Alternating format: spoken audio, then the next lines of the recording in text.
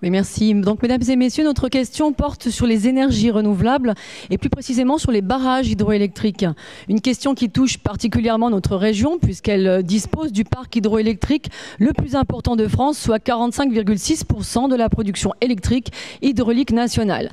Alors, la position des écologistes est de maintenir ces barrages hydroélectriques dans le domaine public, une position qui a d'ailleurs fait l'objet d'un débat parlementaire hier au Sénat lors de l'examen de la proposition de loi du groupe écologiste Solidarité et Territoire. L'eau et l'énergie sont des biens communs qui doivent rester dans le domaine public.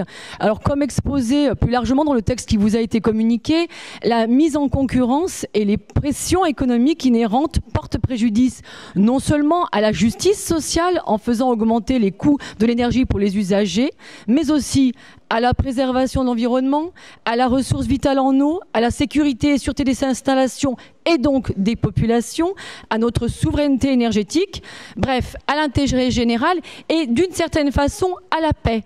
Car le réchauffement climatique va accentuer les tensions.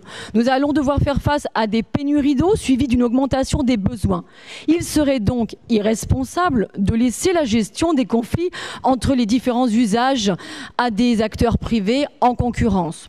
Notre Assemblée a déjà abordé à plusieurs reprises la question des énergies renouvelables, qu'il s'agisse de la filière photovoltaïque avec le soutien à Ferropem et Photowatt ou des barrages. Nous souhaitons poursuivre les débats dans un esprit constructif et transpartisan. Concernant les barrages, un groupe de travail a été lancé sous le précédent mandat ainsi qu'une étude. Où en est cette étude ?